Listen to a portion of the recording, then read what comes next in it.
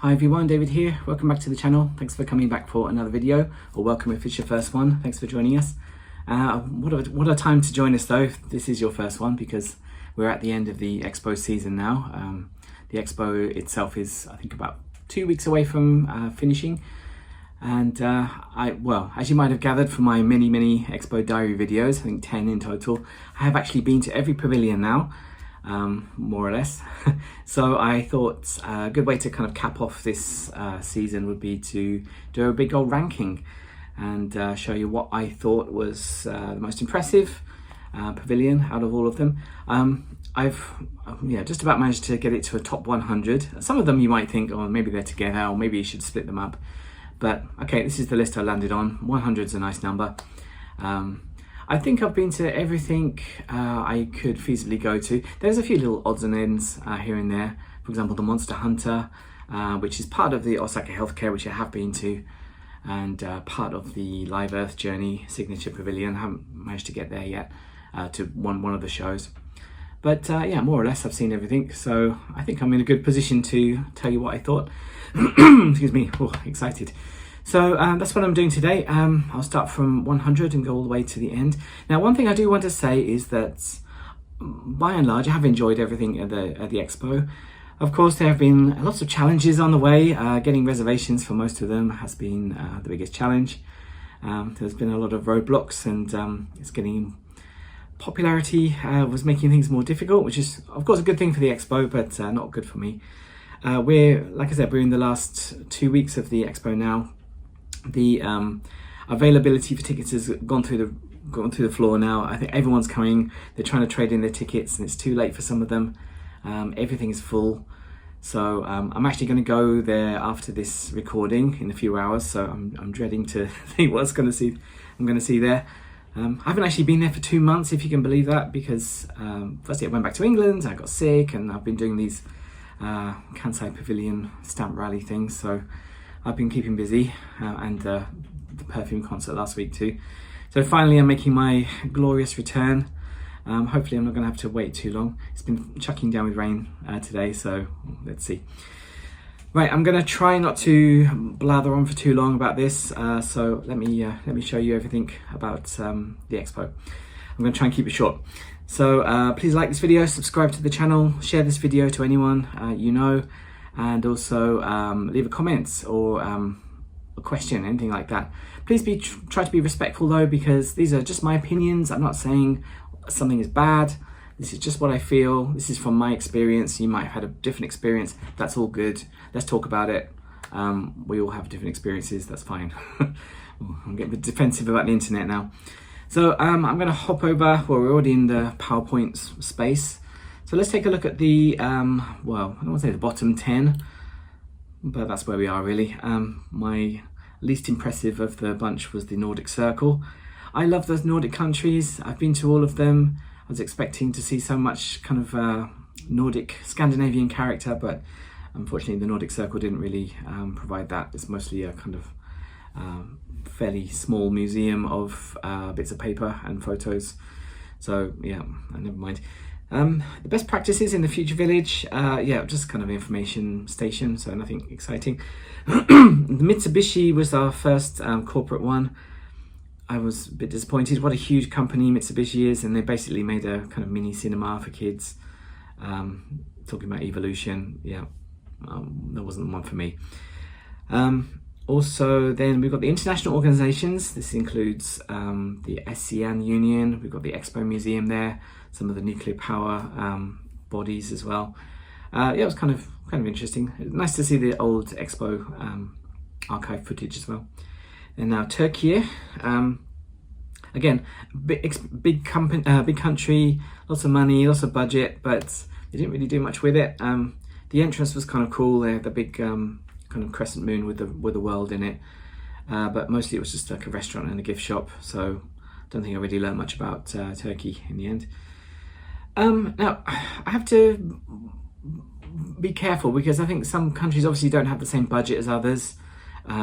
So I'm not trying to, it's hard to kind of compare them, but how much excitement did I get from them? That's all I'm going to judge based on. What were the good vibes?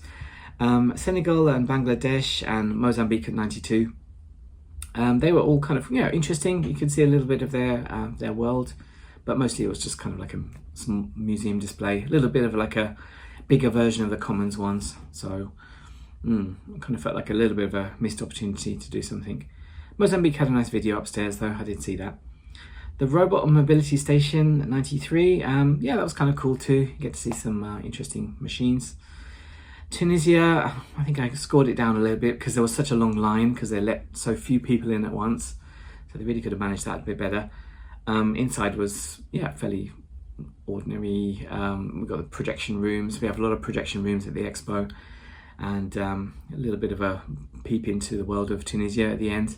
So yeah, not bad. None of these are bad, but some of them are a bit more underwhelming, let's say. Okay, so let's go to our next page. Next 10, we've got Earth at Night, which is rather misleading. I thought it was kind of a space theme, but it was just like a black lacquerware globe, which was kind of cool by itself, but it wasn't really what I was hoping for. Yeah, nice arts and crafts in there, but yeah. Team Expo 2025 program. This is one of the kind of guest speakers came in to the Future Village to talk about things that I didn't really have anything to grab onto there. I did speak to some of the local university students though. Egypt had a very long line, although they did manage this a bit better by the time I got there. Another projection room. Egypt is such a kind of cool country. I wish they could have done a bit more. Algeria too, again, very nice projection room. Very immersive, and it was kind of, they did a bit more with the interior, I think, so that was a bit nicer than some of the others. Romania was a nice pavilion, but again, kind of mismanagement, I think, of the line. I had to wait about 40 minutes because I think each group takes about 20 minutes. And going in there's a lot more space. You could have fit a lot more people in there, and it wasn't really worth 40 minutes wait, let's say. My friend said it looks like a Starbucks as well, which I can't really get out of my head now. India, again, nice, very kind of nicely decorated, although it focused more in industry, which was perhaps not as exciting for me. Then we got the Yoshimoto Pavilion. I still have no idea what this was. There's a giant leak and some kind of weird parody arcade machines. I don't know why people were reserving this because there was nothing inside really. Although the outside area was really cool, there's always something interesting going on there. The Netherlands and Austria, I think they both kind of had a lot of hype behind them, but didn't really pay off that much. So the Netherlands, everything was pretty much in Japanese too. I don't know if they were, I heard there were English tours as well, but I don't know, I didn't understand that. They're very strict about the reservations too. So I just felt a bit underwhelmed really. I felt like most of it was just like a queuing up for the final presentation. Austria too, that's probably one of the coolest buildings, but inside it just kind of relied on AI. Composing the future using AI is a bit of a depressing thought for one of the cultural centres of classical music. Azerbaijan, another really cool building. The outside, the kind of twirling girls. Inside there wasn't really that much to it. It was kind of reminded me of the Brunei Pavilion in the Commons. Not really much there, but although I did have a nice chat with one of the ladies in the little museum bit at the end. But yeah, not much to see there. Okay, next 10. Let's go to our first couple of signature pavilions. We've got the Live Earth Journey, which was kind of interesting for kids. It was very interactive and talked about the dawn of life in Earth. I guess that's why they got that story. This was the anima section. Yeah, it was a bit incomprehensible, let's say, but it was kind of fun. The other sections, there's an outdoor section you don't need a reservation for. That was kind of interesting to wander around if you've got a bit of time. Yeah. The dialogue theatre, also a bit impenetrable for British people, English speakers, because everything was in Japanese, the big kind of presentation.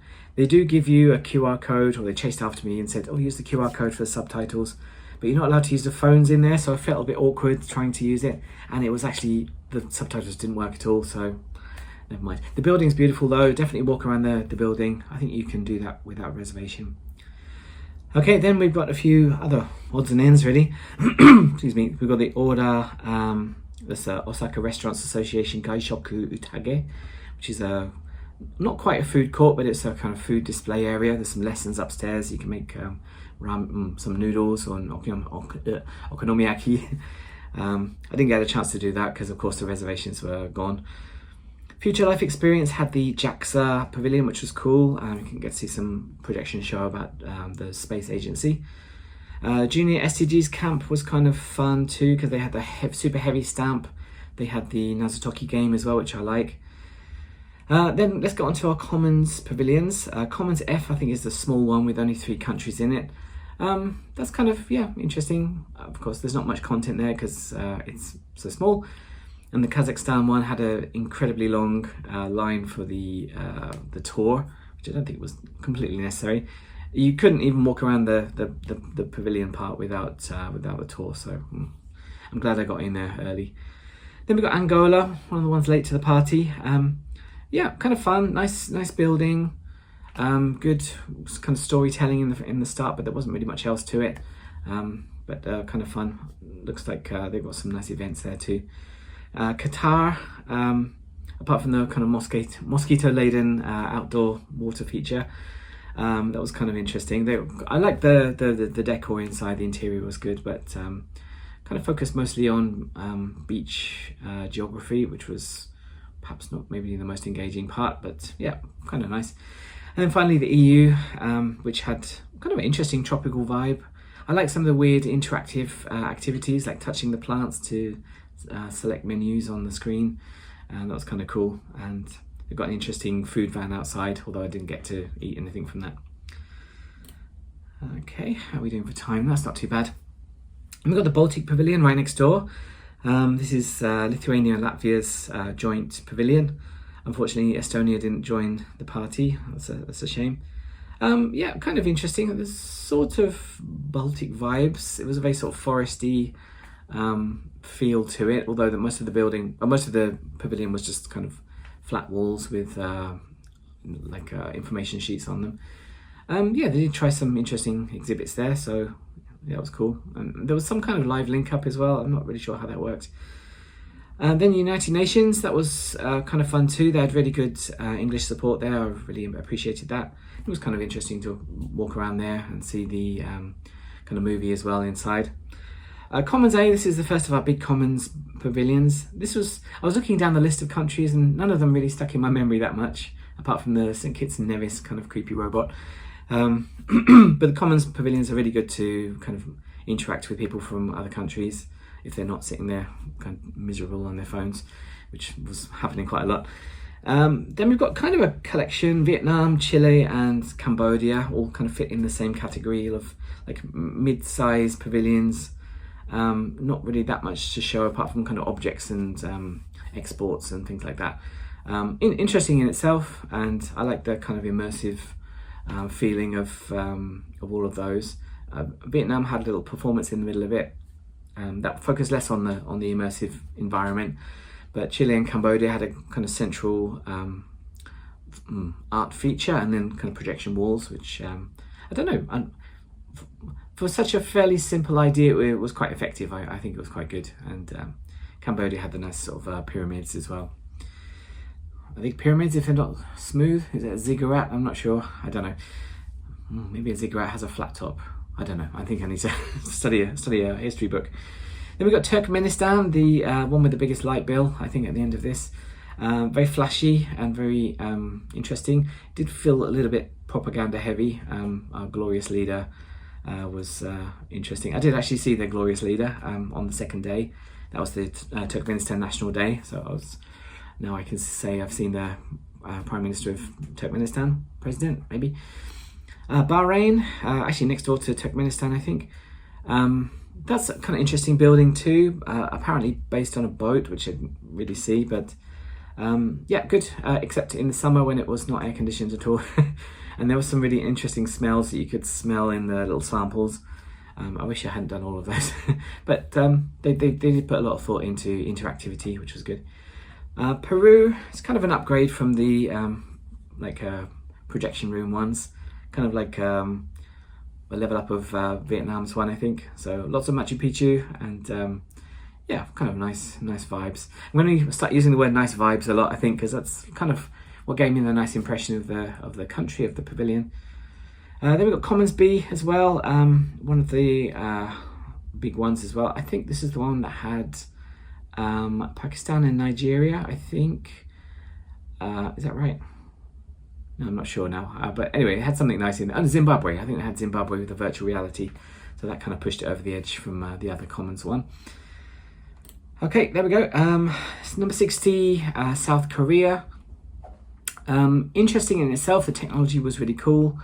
The pavilion itself was a bit incoherent. I didn't really know what connected the three rooms. I didn't feel like that was very well explained, if it was connected at all.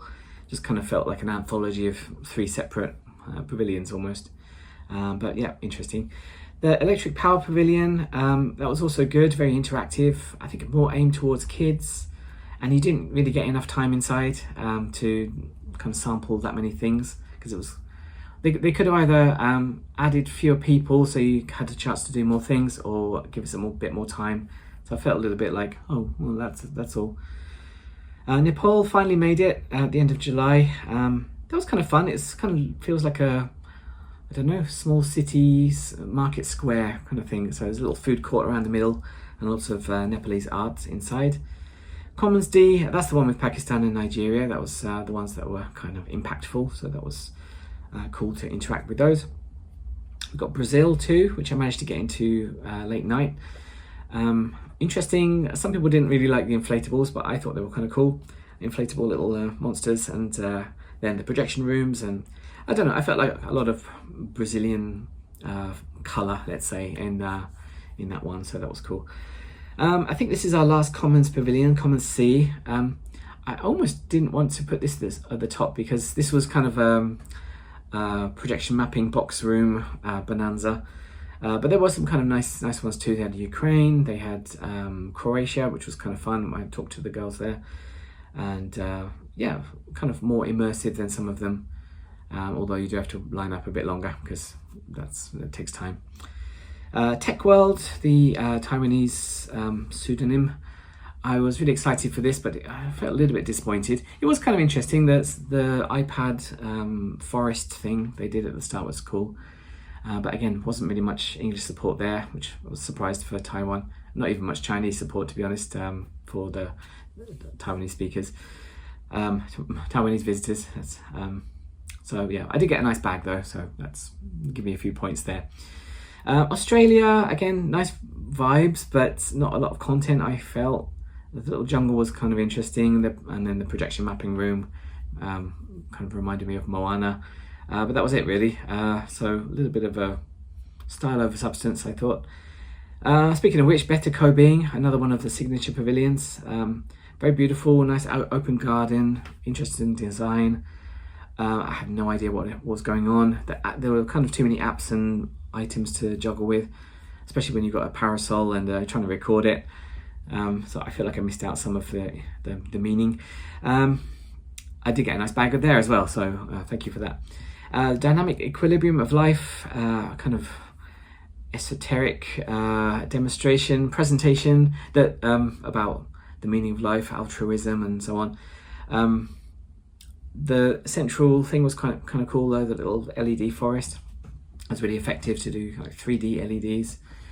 So that was, yeah, interesting. A bit short though. I felt a little bit like that was my first signature pavilion to feel like, oh, okay, what was that about? Okay, let's move on to the top 50, and my home country, United Kingdom, is there. A little bit, I won't say disappointed. They do some interesting things right. It looks very flash, very interesting. The decor was interesting.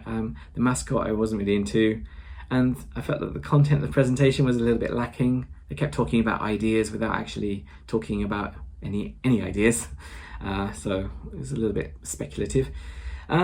Portugal and Ireland, both kind of, yeah, again, a nice vibe place. Not a huge amount in there, but kind of gave me a feel of the country's nature. So Portugal is a very kind of coastal country, so they had a lot about the sea, and also the connection with Japan. And also Ireland had a lot of traditional arts and crafts. They had the little mini nature zone, and also the big immersive panorama theatre, which was, I don't know, nice quiet vibes, let's say quiet vibes, after the chaos of the expo. International Red Cross and the Red Crescent movement, that was pretty simple as well. It's a bit like the United Nations, but the video they showed was really moving as well, so I think that's all they really need to show to be impactful. So I was kind of impressed by that. Czechia, again, not really that much. It's kind of a peaceful, it's like going to an art museum. The building has got a nice design to it, although I just kind of felt like I was looking at art all the whole time. I didn't really feel that much Czech identity from it. I don't know, I didn't really learn anything from Czechia. The roof garden was good though. I mean, it was, yeah, nice atmosphere, and then the kind of cool theatre in the middle was good. Canada, yeah, I was kind of expecting a lot from them, but it was interesting. They kind of banked it all on the iPad gimmick. So you're holding this really heavy iPad thing and doing kind of augmented reality stuff on with these big icebergs, and they're turning into scenes of Canadian civilization, which was kind of an interesting idea. Oman, that again, an impressive structure. The outside garden was really cool, and the kind of etched glass effects they did on the walls were really good. Although at the end, the main feature was just a very long projection room thing, which you really need to stand in the middle of. I was on the edge, so it all felt a bit kind of stretched. Jordan, everyone's making a big fuss about the sand, which was interesting. I'd forgotten about it when I actually entered. Yeah, it was good. A little bit of a scramble. I wish they could have had a little bit more space for changing, because you have to take your shoes and socks off and put them away. So a little bit disorganized, but yeah, interesting, and a nice kind of immersive place to go into. Not just a projection mapping movie, but also like the sand itself from Jordan. Panasonic, the World of No More. Again, a little bit aimed towards kids, I think, but very interactive, and I kind of enjoyed interacting with everything. And you had a chance to do everything as well. You had ample opportunity to do all the activities yourself, so that was nice. More good vibes from Thailand. There's some good dancers outside. They always had some nice energy. I actually like the design of the pavilion, although people have complained that it was a kind of a cost-cutting job, but I liked it. And again, there's a little video which was cool. They tried to get you to interact, and the kitchen, kind of, you can get kitchen smells all the way through the rest of the presentation, the exhibition. So that was quite nice actually. I like the smell of that. So yeah, good vibes from Thailand. Let's go to the UAE, which is a nice refuge if you want to escape the hot summer, because almost zero waiting time because it's so big and people don't really stay in there that long, I guess. Yeah, again, nice aesthetic as well. The kind of, or what are they, kind of wicker, not wicker, but man-made natural fibers, pillars, even some woven rockets as well was kind of cool, kind of mixing the traditional and the modern. And yeah, very friendly staff. I got to see the big firefighting drone as well, which was pretty good. So yeah, I enjoyed that one. Future City, definitely sort of a quantity of things to do there. That's a huge place. You could spend, I think I spent about 2 or 3 hours in there trying to do all the different exhibitions. Interactive things, interactive like presentations with the voting for someone, how to change the future. That was kind of fun. And all the different companies made their little mini stands. It was a bit like a Commons, but for Japanese tech companies. So that was interesting. Serbia, again, very interactive. It was kind of cool. I didn't really learn much about Serbia, apart from they're going to be the new host of the next expo. But yeah, very interactive and interesting exhibitions too. Good for kids. The Philippines, some people said it was a little bit lacking in content, but I thought it was kind of fun for what it was. You get to see, what's the word, embroidery or like woven artworks from all the different regions of the Philippines. There's that, I don't know, not virtual reality, augmented reality, I don't know. it films you and you can see yourself on the screen, and it superimposes things on you. So it makes you out of flowers or something, and you're a little flower person. That was cool. And you get a little AI picture as well, which made me look really fat. And I got a free massage as well. If you got there really early, you might be able to snap up one of the tickets for the free massage. Malta, have to be nice because I know a lot of people who are working there. It was nice though. The entrance was really cool. I like the exterior. The inside, there's not really much inside apart from like a couple of exhibits, and then the main is another kind of immersive projection room. But it was really nicely done. I did get I could feel the Europe out of it anyway, so I could feel the Mediterranean love. We've got Colombia next. Again, interactive. They had a nice aesthetic. They really knew what they wanted to show. Kind of jungle feelings, jungle aesthetic, jungle animals. And you can touch all of the different things out of Colombia, including some kind of weird snotty thing, coffee beans, special sand, all that stuff. Spain, again, a beautiful exterior. I think that's one of my favorite exterior looks, especially at night. It lights up too, and very colourful, which is what I expect from Spain. A lot of kind of block colouring, like monochromatic. So you get to see some part of their marine history and communication with Japan, and then you get to see some of their kind of famous sites too, and a bit of a tourism play too. Signature Pavilion, Playground of Life, the Jellyfish Pavilion. Again, very, very good for kids, especially without a reservation. The top level you can go without reservation. Underground, there's a kind of interesting, sensory deprivation show where you have to close your eyes and imagine you're in the rainforest. And then there's a live band in the next section with interesting like circular screens around the whole place, so you kind of really get into the rhythm of things. That was unique experience, I think. And that's the Signature Pavilion. I could really feel someone's vision for designing a space. Then the Women's Pavilion, very interesting, a very classy, kind of cool and calm area. Especially, like I said, the expo is pretty crazy and people are everywhere. But this, I felt like I could calm down and focus on the matter. I wasn't being rushed. Didn't have to wait that long either. The audio guide was great. There's even a chance to kind of revisit because there's different routes you can take. So yeah, really enjoyed that one. And the I don't know, the architecture was good. The roof garden was really pretty. The IDA Group and Osaka Metropolitan University's collaboration was really cool. The building was cool. They had shelter over the lines, thank you.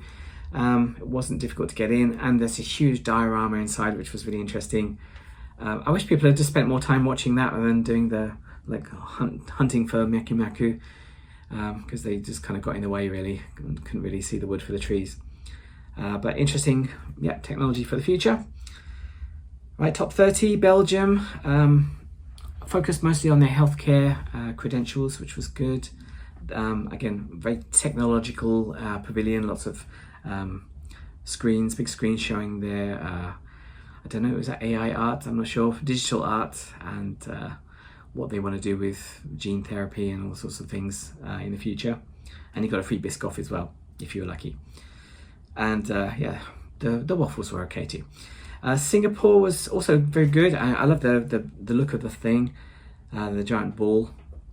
And inside was very artistic, a kind of a paper jungle, which was good. And upstairs you can write your wish down for the future and send it up into the top kind of planetarium zone, which was kind of a fun idea.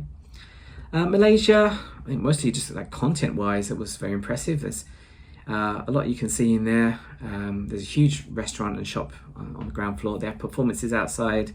The people were friendly in the exhibitions. I feel like I could really learn a lot about modern day Malaysia. Poland, very nice, very nature based and kind of cool and calm. Again, I like the building.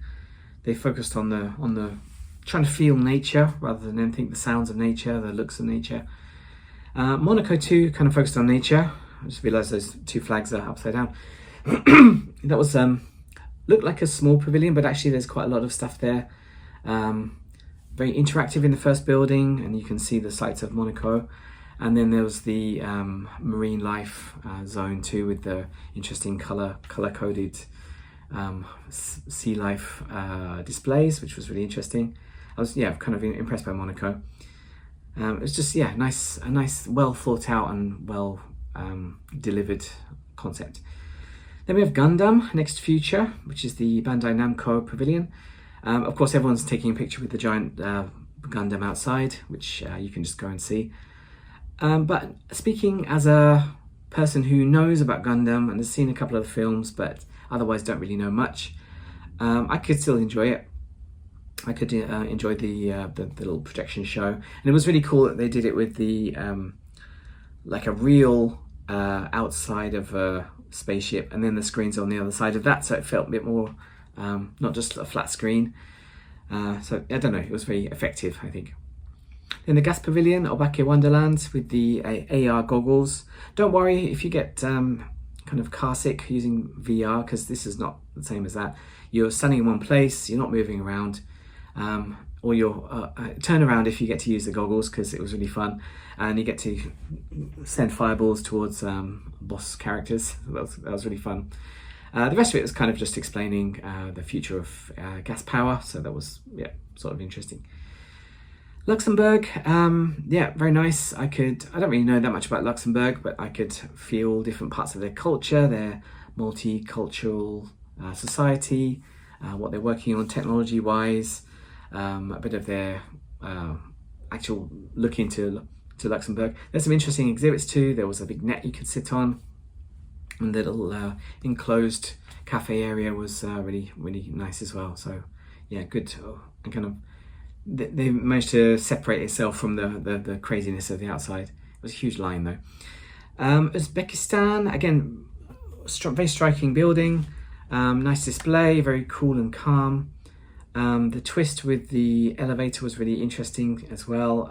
If you haven't been there, I won't say what it is, but kind of immersive projection rooms too. And the roof was really nice too. You can just kind of chill out up there. Switzerland, that was interesting too. We had a lot of interactivity. Again, interactivity is kind of what engages everyone, I think, so that kind of gives you more of an impression what you did instead of just reading posters. I think the AI milkmaid thing was a little bit strange, but I think sometimes Switzerland can be a little bit strange. So that was good. Okay, moving on to the top 20. Oh dear, I'm very dry, talking too much. The Blue Ocean Dome, a bit of a bummer, but it was very effectively done. The huge water feature, mechanism thing at the start was really kind of mesmerizing. I was sitting there looking at that for ages. Excuse me. And then the big presentation at the end, very effective and moving, and the sound was really cool. I wish they could have blocked some of the sound out from outside a bit more, but definitely check out the Blue Ocean Dome if you get a chance. Now, I've been talking about nice vibes. Indonesia, I'm sure, wins the award for nice vibes, because the staff are famously very friendly and getting people to come in when there's no reservations. And inside is surprisingly dense. It looks like a very small building because it's you see it kind of point on, but there's a lot to see in there. You see the jungle. There's some traditional items. There's the shadow puppets as well, which was really cool. So yeah, enjoyed Indonesia. Osaka Healthcare, goodness me, there was a lot in there. I think I spent about 3 or 4 hours in there, trying every little activity I could. Very interesting. You get to see yourself in 25 years.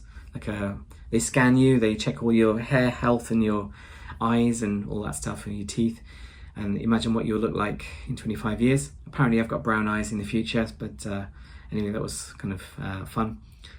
And because that's the Osaka Pavilion basically, so they have a lot of performances outside.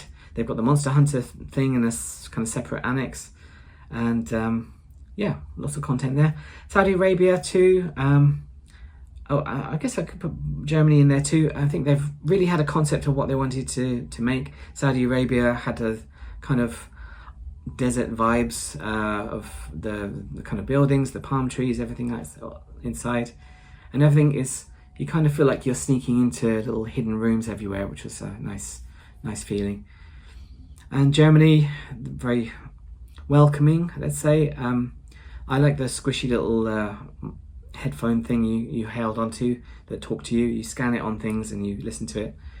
Loads of interesting displays. You can spend quite a long time in there reading all of the information about a sustainable city of the future. There's some nice outdoor entertainment too. They've got a garden on the roof. So yeah, enjoyed Germany. I like Germany. Bulgaria, a late addition to my list, one of the last ones. I know some people are a bit disappointed with it, but I got really nice support from the staff there that helped me to go in there without having to line up so long, because there's an English tour. I think inside was kind of cool as well. I like the sofas. Instead of just having a big screen, they had lots of little bubble screens. So I just kind of gave it a nice twist that some of the other pavilions just went straight on. So there we go. I like their yogurt too. We've got the host now, Japan. Yeah, cool building, really interesting. I really like the link up with Kansai Airport.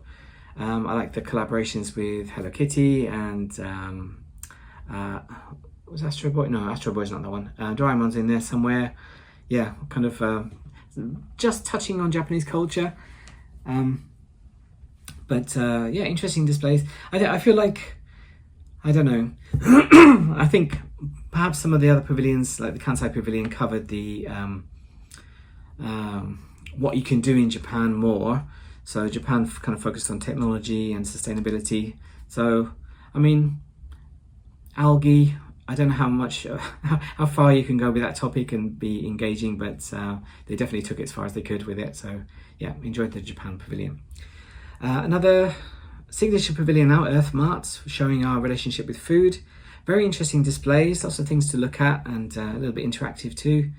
I was just really interested in everything they were writing about, like how much consumption we do in the world. Different countries have different things they eat.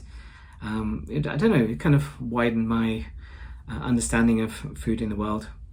And yeah, classy, good job. And I really like the part with the imagining food of the future, or food design of the future. That was really interesting. Then we got the Sumitomo Pavilion, one of the corporate ones. That was really cool too. The jungle of, no, the forest of the unknown. You had the lantern, you could go and interact with lots of different things. That was fun, very immersive. And the kind of ballet dance projection thing at the end as well was really good, with a real ballet dancer. Oh dear, excuse me. That was really interesting. I think it really, I don't know, it kind of just took me out of the chaos of the expo, I think. So that was, you know, always get good points for that. Rounding off, just outside the top 10 is the United States. A lot of bang for your buck, let's say. I was very happy. They really helped me out, the staff, to tell me when the English tour was. And I get to see the space program stuff. I'm a bit of a space kid, so that was really fun for me. I really enjoyed the flashbang of everything. And they had an interesting song, and showing all of the excitement of living in America just before the second Trump administration. So there we go. That's the up to the top 10. So let's get cracking on the top 10. So starting off, let's go to the Pasona Natureverse. This is another corporate one, focusing on healthcare and nature, and again, sustainability, SDGs. You get to see a display about the history of the world. You get to see Astro Boy's story. You get to see a real an actual artificial heart. It's kind of small size one, but it beats. And you can see some cells that they've created too, which is really interesting, kind of unique. I think that's one of the things people will take away. One of the memories, like what unique things did you see? That'll be one of them. And the dynamic kind of LCD box show was really cool. The boxes were all moving around and stretching and shrinking. I've never seen anything like that. That was really, really cool. Then we got France at number 9. Again, very elegant.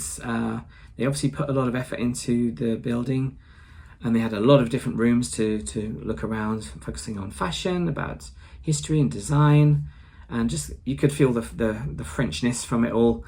There was that room with the ballet dancers, or like dancers anyway, the 3 dancers. and the little hidden garden and all that stuff. It was pretty interesting. So yeah, France was worth the wait, although I didn't have to wait that long. Number 8, I put Hungary. Was a bit of a surprise, really. I knew it would be some folk dance display, but I didn't expect it to be so engaging. We're all in this very dark room with very subtle lighting that was changing throughout the performance, where there was one woman singing live in the middle and doing a bit of dancing as well. And I don't know, it felt like a very unique experience that I've never had before, so came home very impressed by Hungary. Then, the infamous Null 2, I don't know what to call it anymore. The signature pavilion that was on everyone's lips and not in everybody's reservations, because there were like hen's teeth to get one of those. I did finally manage it. I guess it could be accused of style over substance a little bit, but it was very stylish. It was a very immersive, pretty intense room with a lot of technology and kind of oppressive electronic soundtrack to it as well. I kind of understood the story by the end. I had to read up the website and everything, but I feel like it maybe overstretched itself technology-wise, because some of the things had broken down outside the 3D scanner, and but you do get to see it twice just to let it sink in. Once as a participant and once as a spectator, which was really interesting. There was a translation as well on while we were waiting for the next group to come in, but it was cut off. The English part was cut off, so I don't know. So that was interesting. Very interesting design too. Speaking of which, the Chinese pavilion was very cool. Pretty much a straight up museum of ancient artifacts and seasonal changes in Japan, in China. But they used technology to really spice things up. They did kind of 3D images on glass, so you can really check some information about the thing you're looking at, get information in all languages, and the huge kind of was it a screen or a projection? I'm not sure. Showing the seasons of China was really interesting. Upstairs, the daily life of one day in the life of China was really immersive and interesting. We got moon rocks as well, which was cool. Yeah, kind of a very content-rich, decently put together pavilion. So good on China. And they had robots as well. Kuwait was 5th for me. Again, very interactive. Everything was, I don't think there were any misses really. I think all of the interactive activities were fun. You could play with the sand, you could, they had the immersive projection room, but on a ball this time, but they had some weather effects in there too. And the final planetarium ceiling display thing was really impressive and really beautiful, so I enjoyed that a lot. 4th, again, the one on everyone's lips was Italy and the Holy See. A joint pavilion with Italy and the Vatican. The lines for that were incredible. There were, I don't know, 4, 5, I've heard 7 hours long. You could get reservations through a separate app, but only really at the start of the exhibition. I did manage to get there on a lucky rainy evening when people had started to go home. So I was very impressed inside. The staff were very friendly. I had a really nice chat with some guy there who was explaining everything. He really knew what he was talking about.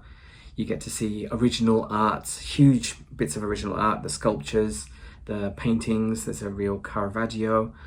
You get to see real Leonardo da Vinci notes. The roof garden's interesting. It just really put a lot of effort into the Italian pavilion, so that was really cool. Okay, number 3, well, I'm a bit biased here, but we've got NTT Pavilion. This is one of the first ones I visited, I think maybe my second pavilion. Of course, I went in there for Perfume, who did a special performance in 3D.